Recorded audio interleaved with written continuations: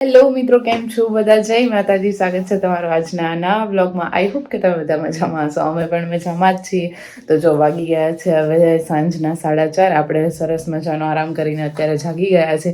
અને લક્ષુભાઈને તો આજે છે ને ટ્યુશન પણ નહોતું જવાનું, એટલે એ ભાઈ મારી જોડે જોડે સૂતા જ રહ્યા હતા. બસ જો હવે જાગ્યા, જઈએ આપણે રૂમની બહાર. રૂમની બહાર નીકળીને હું સીધી છે ને સીડીઓ ચડવા માંડી છું, કારણ કે જોવા માટે જ કે કેટલે સુધી કામ પહોંચ્યું છે ને હવે તમને એ બતાવું. ફેમિલી ભાઈનો રૂમ છે. ભાઈના રૂમમાં ગઈકાલે છે ને આટલું તૈયાર થઈ ગયું હતું, રેડી જો. અને અહીંયા જે આ સ્પેસ હતી ને ત્યાં બાકી હતું એનું, અત્યારે અહીંયા જો ફેમ રેડી થઈ રહી છે. મતલબ કે જે રીતે આપણા રૂમમાં થયું છે ને એ જ રીતે સેમ અહીંયા બી કબાટ બની રહ્યા છે અત્યારે, પણ અહીંયા સ્પેસ વધારે છે ને એટલે અહીંયા બહુ મોટા મોટા થશે. બાકી આપણા ત્યાં તો વોશરૂમમાં નાનો થયો છે, 2 થયા છે ને અહીંયા 3 થશે, એટલે આ સ્પેસ વધારે છે. એટલા માટે આપણે રૂમની છે ને એક દિવાલ એક સાઈડની આખી લઈ લેવાની છે, ત્યાં બધા કબોર્ડ આવશે. અને બની રહ્યા છે અત્યારે તો 2 થઈ ગયા છે, એક અત્યારે કામ ચાલી રહ્યું છે.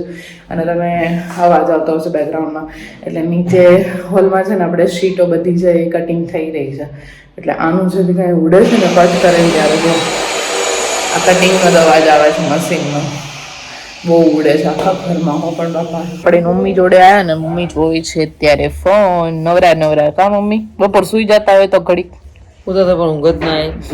મમ્મીને ઊંઘ ના આવે, મને તો ઊંઘ જાય જ નહીં, નકરી ઊંઘ જ આવતી હોય. ના ભાઈ જો જાગીને શું ખાસ? કેળું ખાસ? કેળું ખાસ ભાઈ? ઊંઘ ભરી જવા એને તો છોડતો નથી. છોડતો નહીં લે. કેમ ન છોડતો? એમ કે છે વિના એ રમત તો ને હા જો ઈ કે આયો ને પકડી લીધો, હમણાં જોડે જ રમતું એમ. એવું કરે બેટુ?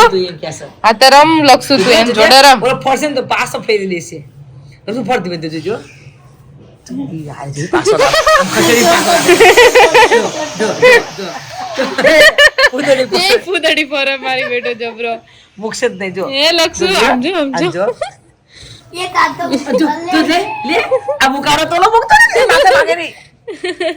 જબરો જબરમ તો बस लो बस એ બબુ तोड़तो तो नहीं ના જો છોટો નહીં યાર જો આમ જો રો ઉધર પકડી ઉધર પકડું એમ. आन पे तो पेट पकड़ी तो कहीं હલે आम जो पेट તો आ तू छोड़ दे तू आम जो આંગળા વાળું એમ ભેગી મૂકી દેવી છે. મસીવ કારણ બજાવા કે એને નાટક આ કરે છે બધું ને એટલે બહુ ફાય છે, ચડવાની ઉતરવાની બહુ પ્રેક્ટિસ છે નહીં ને. મમ્મી છે ને શિવ ને વાંદરા જેવી કહે છે, એનો મતલબ એવો થયો. ઓલું શું કહેવાય ખબર છે આપણે હા એ ડાન્સ પછી પછી ઓલું આમ ઉપર ચડવાનું હોય, પિરામિડ કરે, આ પિરામિડ એ અમાર છે. બહુ સારું. પછી એમાં ટાંગા પછી ખાવ.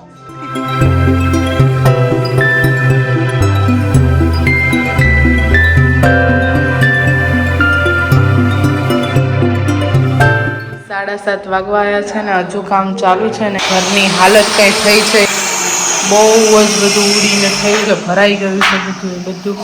અને તોય છે ને આપણે અત્યારે કુકર ચડાવી દીધું છે અહીંયા, ખીચડી બનાવવાની છે વઘારેલી, એટલા માટે કારણ કે એ લોકો જાય એની રાહ જોઈએ તો પાછા છોકરા ભૂખ્યા થાય, અને શિવબાને પાછું ટ્યુશનમાં જવાનું હોય, અત્યારે ગઈ છે ડાન્સ ક્લાસમાં, એટલે આખો દિવસ. હા કેટલું મોડું થશે? હજી તો 7:30 થયા. હા 8:30 પછી થશે. ઓ બાપા, તો ફેમિલી આ બધું સાફ સાફ કરવામાં કાલે તે 10:30 જેવું થઈ ગયું હતું, બોલો. આજે આટલું મોડું થવાનું. સારું થયું આપણે જમવાનું બનાવવા લઈ લીધું છે નહીં મમ્મી? કારણ કે આ બધું કરવા રહીએ ને પછી જો જમવાનું બનાવીએ ને તો થોડું વધારે મોડું થઈ જાય. ભાઈના રૂમમાં અહીંયા અત્યારે બધું થઈ ગયું છે. આ 2 છે એ તો રેડી જ હતા, અને આ ત્રીજો નેક્સ્ટ મેં તમને બતાવ્યું ત્યારે બાકી હતો, એ પણ હવે ફિટ થઈ ગયો છે. એટલે આવતીકાલે હવે કદાચ શાયદ હવે ડ્રોવર ફિટ કરવાનું જ રહેશે કામ, એ પછી નેક્સ્ટ પાછું બીજું ચાલુ થશે.